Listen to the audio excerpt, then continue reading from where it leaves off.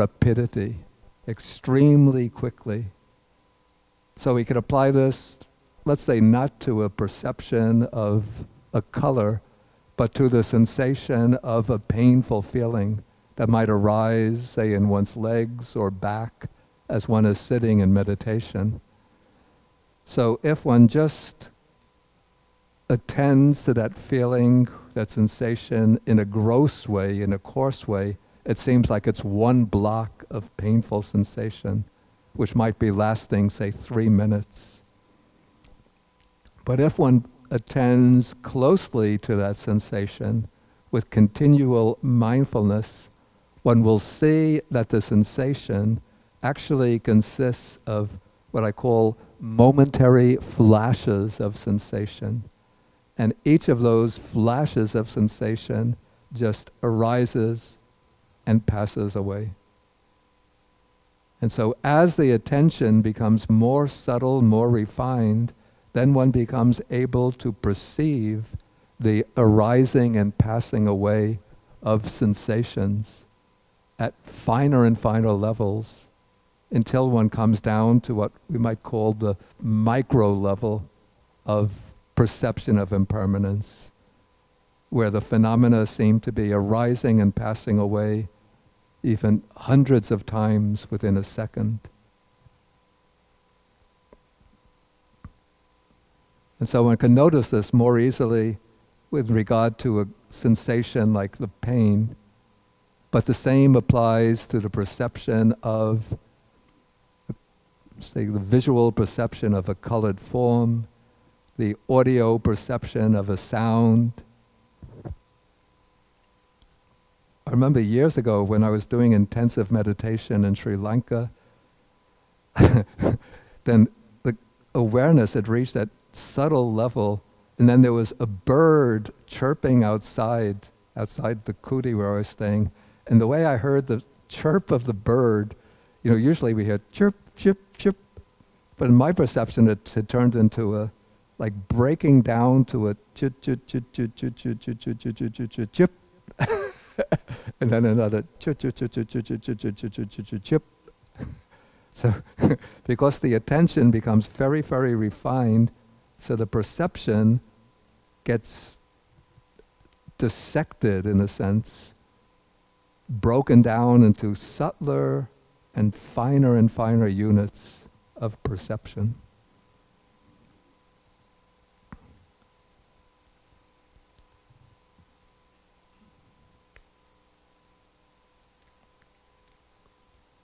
Okay, so now we've covered the questionnaire dealing with the internal sense bases and the external sense bases, each one illustrated by their similes. Maybe at this point I'll ask whether anybody has any questions or comments.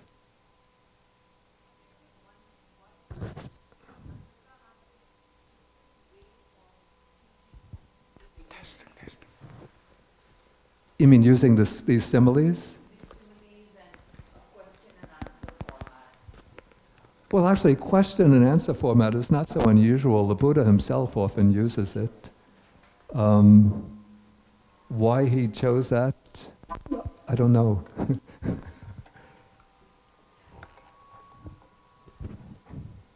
But it seems that the nuns, actually they say that they were very pleased that Nandaka was using that format. Yeah, in paragraph 5 he says, "We are satisfied and pleased with the master Nandaka in that he invites us even with this much." Sounds a little condescending. But maybe they like the question and answer format because it gives them a chance to express themselves rather than just passively listen to a discourse. So any questions?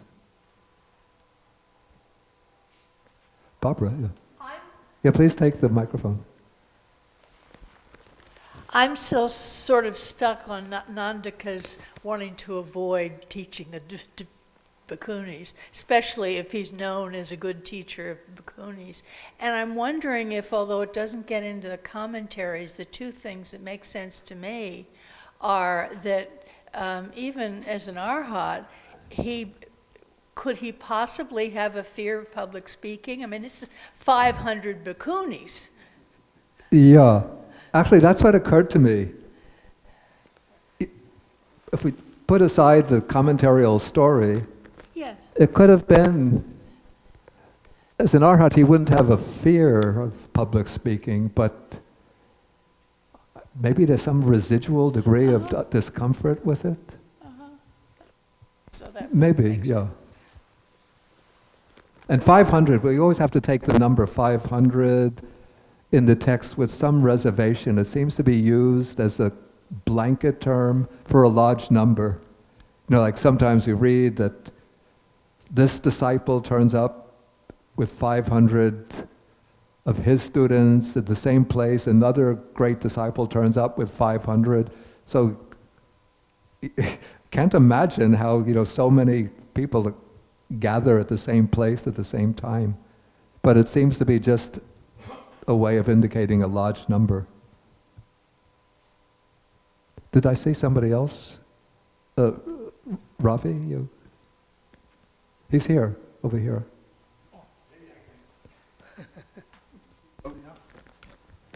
Bhante, this concept of external sense bases, internal sense bases, and consciousness, to me it's pretty, maybe I'm without all this root, trunk and branches, whatever, because, correct me if I'm wrong, the external, the internal sense base would be the eye, the ear, nose, whatever, right? Yeah. We won't see, we were. The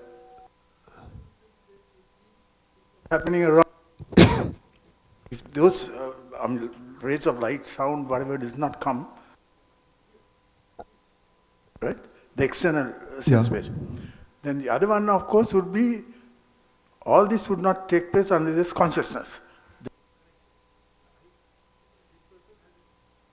Dead person also has an eye, but they can't see. A dead person. Same.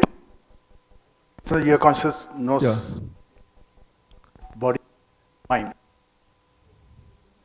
Very simple. Yeah. Have these three things. Yeah. You won't be able to, there won't be contact and there won't be feeling. Yeah. Even if I don't understand these, the root, trunk, branches and the earliest. Mm-hmm. No, that's okay. Yeah.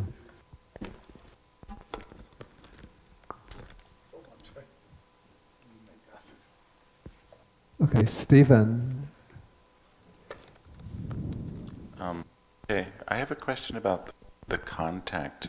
Yeah. You were describing an increasingly refined sort of perception of objects and how it sort of gets broken up into more and more refined packets. But my question is, are you describing these sort of more and more awareness of these sort of chittas, or is it also that we're perceiving the inherent instability of the objects that are also changing, or is it sort of a complicated interplay of the two? I would say it's a complicated interplay of the two, that the objects themselves are always changing. I mean, we know this from contemporary, like physics, like the object that seems to be stable and solid and persistent. It's a bundle of energies which are sort of locked into atoms and molecules, and then the atoms consist of subatomic particles, which are just bundles of different charged energies. So it's on the objective side, and then also on the subjective side, it's the chittas that are cognizant of those sense packets of sense data that are changing. Thank you. Speaking about impermanence, it seems we need a new battery for that clock. It's been 10 o'clock since I stepped in. Not right now. No, not right now. No, don't do it now. I just keep on glancing up to see how much time I have, and I thought the class has just started.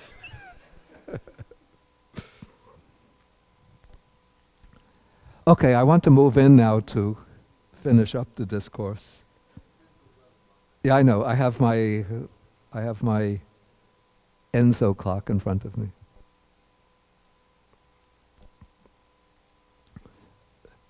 Okay, if anybody is rather sensitive, I think it's better not to stay for this simile. Okay, here we have the simile of a skilled butcher or his apprentice would kill a cow and carve it up with a sharp butcher's knife. Okay, this I have a little trouble visualizing. So without damaging the inner mass of flesh and without damaging the outer hide, he would cut, sever, and carve away the inner tendons, sinews, and ligaments with the sharp butcher's knife. Does anybody have any experience being a butcher? I don't see how this is possible without damaging the flesh, the hide or the flesh. But anyway, you've been a butcher.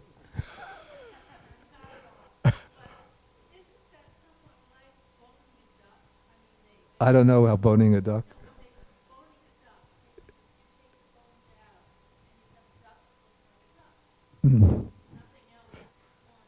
I see, so there is a way to, there must be a way to do that.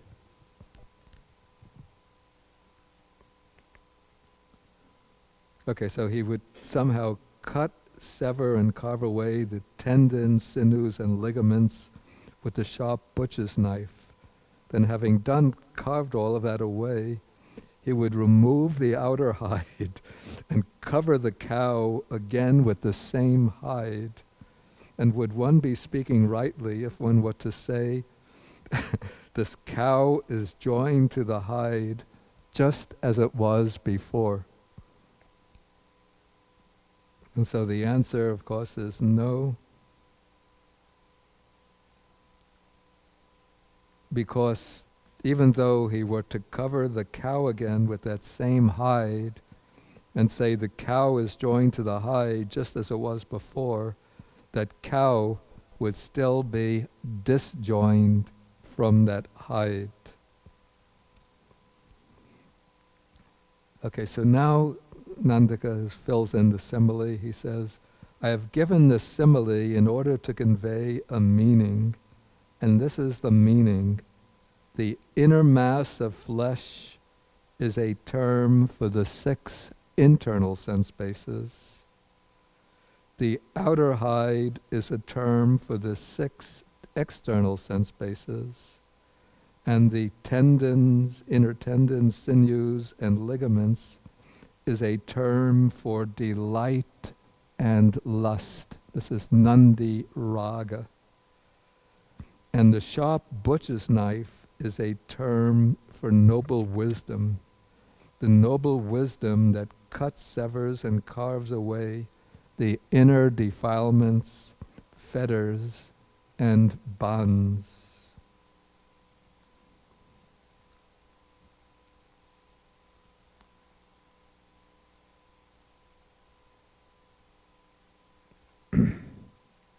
Now let's try to put the simile together. Okay, what's called here delight and lust in Pali is Nandi Raga. Now if you know the Pali formula for the second noble truth, or even if you're very familiar with the English translation, the second noble truth is the origin of dukkha, of suffering. So what is the origin of suffering?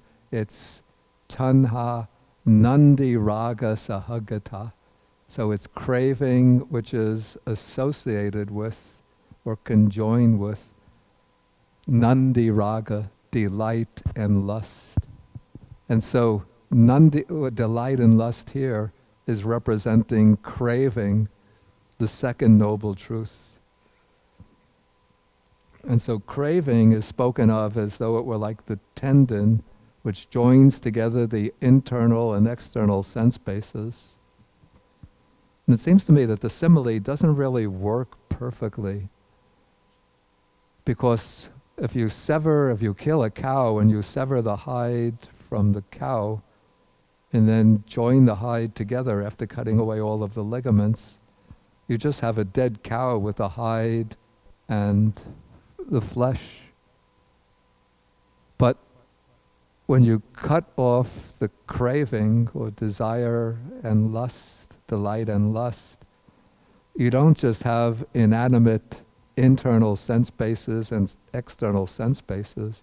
You still have a living person whose sense faculties are still, everything is still working pretty much as before. The only thing that's missing is that there is no delight and lust occurring through the mind, through the six sense bases, through the six internal sense bases, for the six external sense bases. So the person who's eradicated delight and lust or craving is the arhat. And the arhat is not just like an inert object, like the joined together cow, but he's still a human being with the ordinary sensory functions, but just that there's no craving operating through the sense faculties. But maybe we don't have to try to apply the simile too literally, bit by bit. But the point is that I would say that what joins, it makes better sense to think of the desire and lust as what joins one existence to another. So what joins the six sense bases in this life, the six internal sense bases, to a six sense bases arising in a future life, is the craving or desire and lust. So as long as there's desire or craving operating through the eye, ear, nose, tongue, body, and mind, that craving will bring about a re-arising at death of a new set of sense bases, whereby the craving can continue to function. And when craving is eliminated, then with the breakup of these six sense bases, here and now in this life, then there's no arising of a new set of sense bases. There's another simile that occurs several times in the Samyutta Nikaya, the connected discourses on the six sense bases. This is called the simile of the pairs of bulls. Maybe some of you know it. Okay, so the simile goes that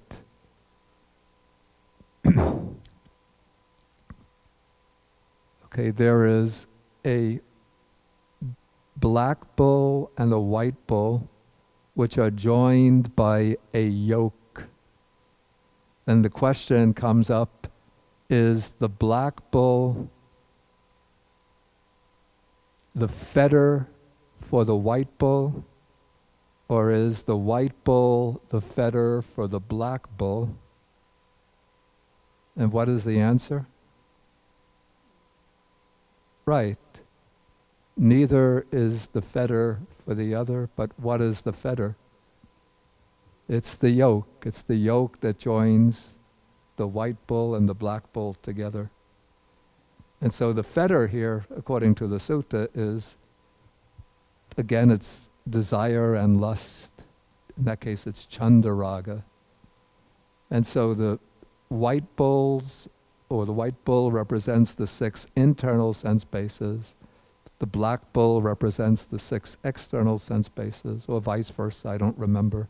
But the important point is that it's the craving that joins the two together. Of course, even when craving is eliminated, actually, again, the simile doesn't work perfectly, because there's still the six sense bases, internal sense bases, perceiving the six external sense objects.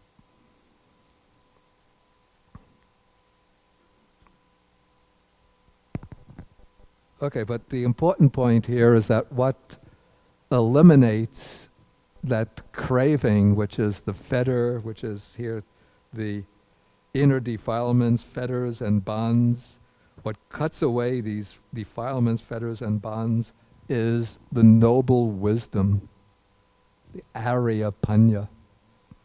And now the discourse takes a little shift in that Nandaka here introduces the 7 factors of enlightenment. And according to the commentary, he introduces these 7 factors of enlightenment in order to show the means for generating that noble wisdom. And so he speaks about, he says that there are these 7 enlightenment factors through the development and cultivation of which a bhikkhu, or should in this case say a bhikkhuni, by realizing for herself with direct knowledge, here and now enters upon and abides in the liberation of mind and the liberation by wisdom that are taintless with the destruction of the taints or the asavas. And so what are the 7? Here, a bhikkhuni develops the mindfulness enlightenment factor, then develops the investigation of phenomena enlightenment factor, the energy, rapture, tranquility, concentration, and equanimity enlightenment factors, each of which is said to be supported by seclusion, dispassion, and cessation, and ripens in relinquishment. Okay, so here the goal is set up, the end of the unfolding of the enlightenment factors is the liberation of mind and liberation by wisdom that are taintless or without the asavas through the destruction of the asavas. So that is the goal. And then that goal is reached through the unfolding of the 7 factors of enlightenment. And according to some texts, the commentaries, the Abhidhamma, amongst the 7 enlightenment factors, one of them is identified with wisdom. Which of those 7 enlightenment factors is identified with wisdom? No? Right, it's the investigation of phenomena. And so, but it seems to me that when the expression investigation of phenomena is used, this is indicating what I would say would be an elementary stage of wisdom. Because otherwise it seems to me a bit strange that it comes the 2nd place in the 7 factors of enlightenment. Like wisdom, one thinks would come at the end. But we could see that this investigation of phenomena starts off maybe just playing a rather elementary role, but as the 7 factors of enlightenment unfold one after another, it doesn't mean that the earlier ones are discarded and given up, but each of them merges into the others as they unfold until one has the 7 enlightenment factors working together simultaneously. And then when they're all working together, then that investigation of phenomena enlightenment factor then comes into full maturity and becomes that penetrative, noble wisdom which is able to eradicate the defilements.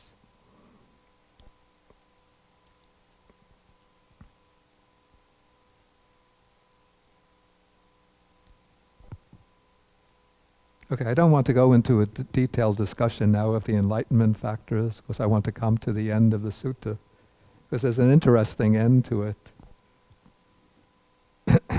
Okay, so now the Venerable Nandaka had finished his discourse, and so he dismisses the bhikkhunis. Actually, they're in their own place, so they should dismiss him and say, okay, you're finished, you can go. But he says, go sisters, it is time. Okay, so then the bhikkhunis, delighted and rejoiced in his words, they got up from their seats paid homage to him, and then departed, keeping him on the right. Okay, then they go to the Buddha, and they pay homage to the Buddha, and then the Buddha tells them, go, it is time.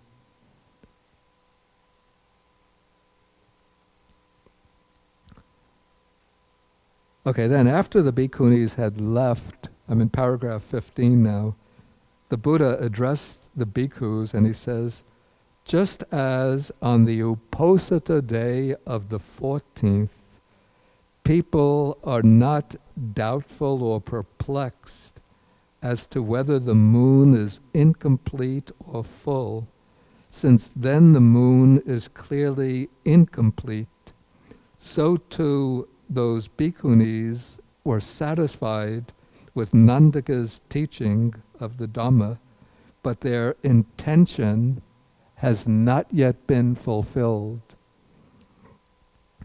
Actually, when the text speaks about the 14th, it's not the actual Uposatha day, but this is speaking about apparently a period in which there is the Uposatha, the actual full moon day will come on the 15th of the fortnight, which is the 2-week period in which the moon is waxing, gradually increasing in size. So the moon becomes the full moon on the 15th, and if we look up on the 14th of that period, the waxing half month, we see the moon is very bright, very shiny, but there's still a little dark sliver, so it's not yet complete, not yet the full moon. And so the Buddha is comparing the impact of Nandaka's discourse on the bhikkhunis, that they were satisfied, but their intention or purpose was not yet fulfilled. So it's like they are like the moon on the 14th day, almost full but not yet complete. But then the Buddha gives Nandaka another task to undertake. He says, well then, Nandaka, tomorrow you should go and instruct the bhikkhunis in exactly the same way. Okay, so Nandaka has to agree, since the command is coming from the Buddha. The next day, he goes and gives the discourse, according to the text, exactly the same discourse to the bhikkhunis, and then they leave exactly and they part exactly in the same way. And on this occasion, the Buddha addresses the monks and he says, just as on the Uposatha day of the 15th, this is the real Uposatha day when the moon is at its fullness, people are not doubtful or perplexed as to whether the moon is incomplete or full, since then the moon is clearly full.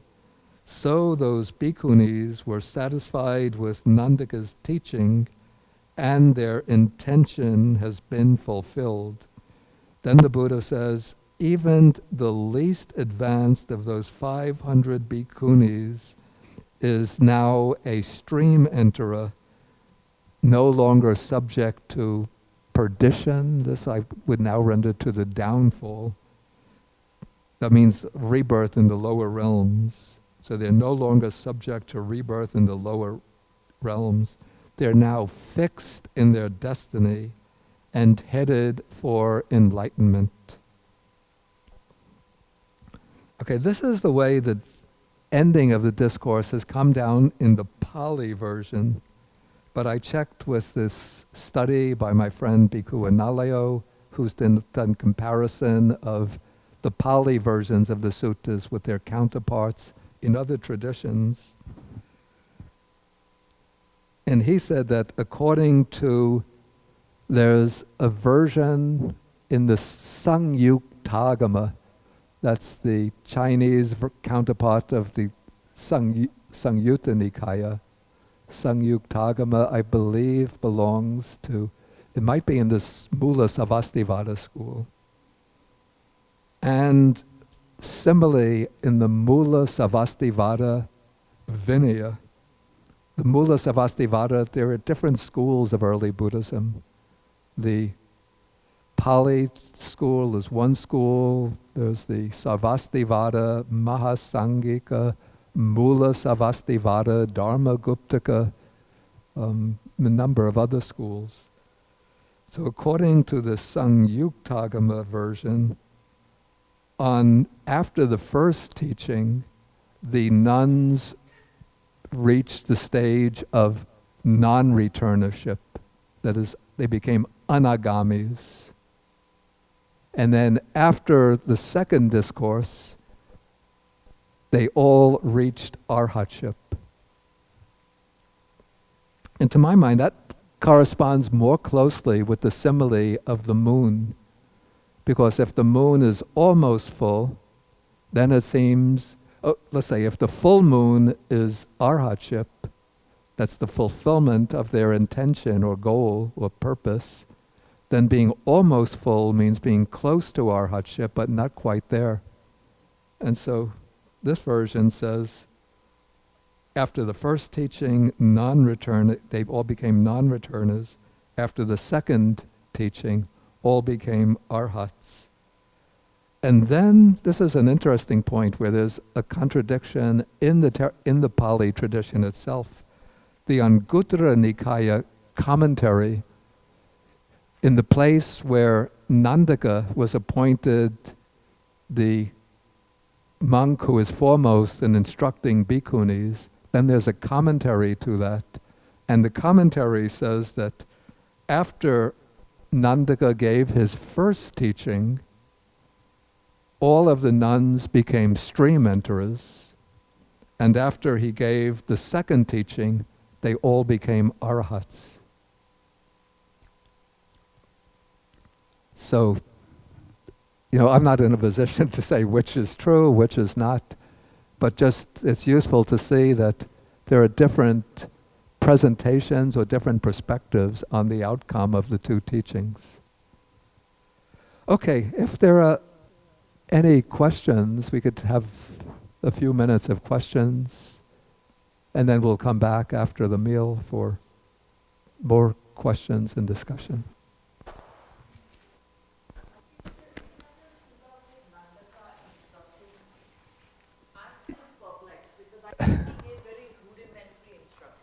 Excuse me? With very rudimentary instruction.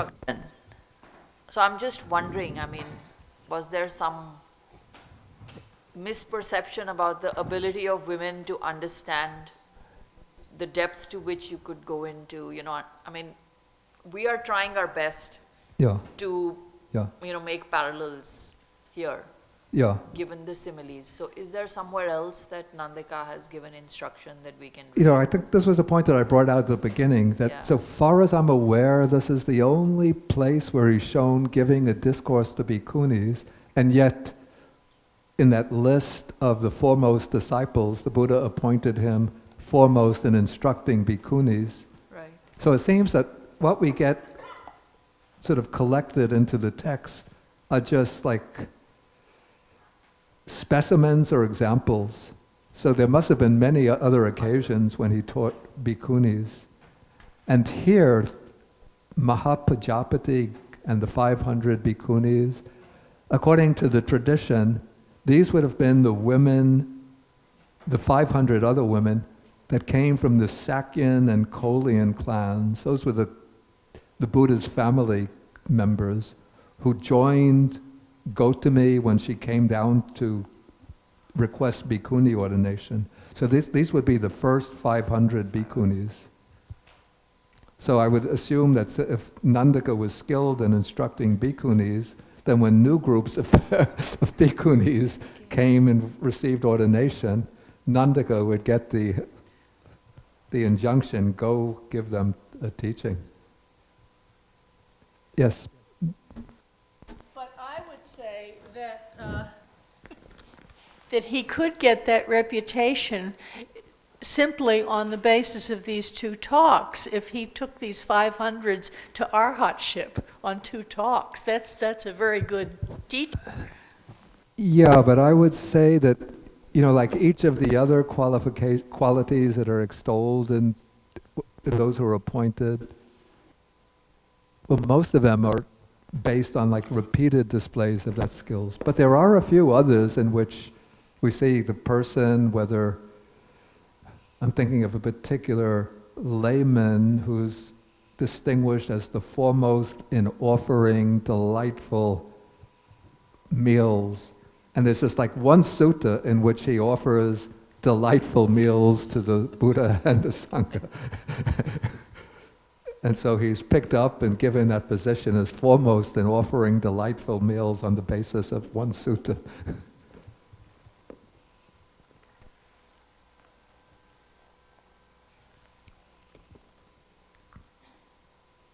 Okay, so if there are no urgent questions right now, before we do the sharing of merits, one thing I want to point out, and that next week, next Saturday, this is April 9th, Buddhist Global Relief will be having its annual this will be the 5th annual concert to feed the hungry.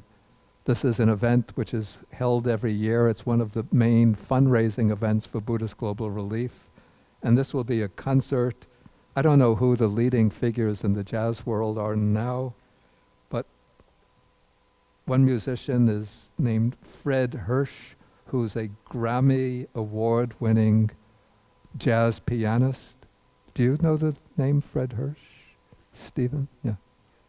You do know.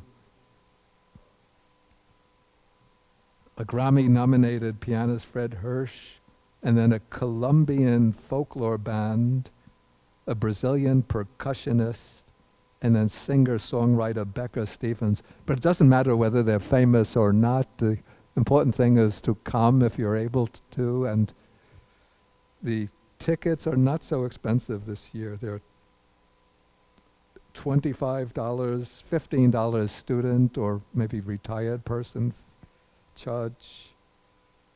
So I will leave the cards out here, so please take a card and please do come to the concert if you're able to. And next Saturday morning we will have the class and we will be taking sutta number, I believe it's 148. It's a very profound discourse on the 6 groups of 6. Okay, so let us end with the sharing of the merits.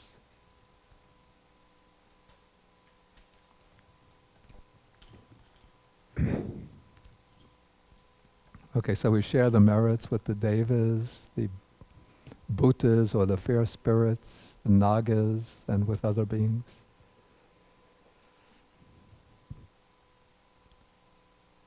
Akasata chabumata deva naga mihitika punyantang anumoditva chirang rakantu sasanang. Akasata chabumata deva naga mihitika punyantang anumoditva chirang rakantu desanang. Akasata chabumata deva naga mihitika punyantang anumoditva chirang rakantu mang parang. Etavata cham hehi sampadang punya sampadang sabbe devanumodantu sabba sampati siddhya. Etavata cham hehi sampadang punya sampadang sabbe bhutanumodantu sabba sampati siddhya. Etavata cham hehi sampadang punya sampadang sabbe satanumodantu sabba sampati siddhya. Bhavagopadaya vichihetato etantare satakayupapanna rupya rupicha sanya sanyino dukkha pamuchantu pusantu nibbutting. Okay, so we'll end with three half bows.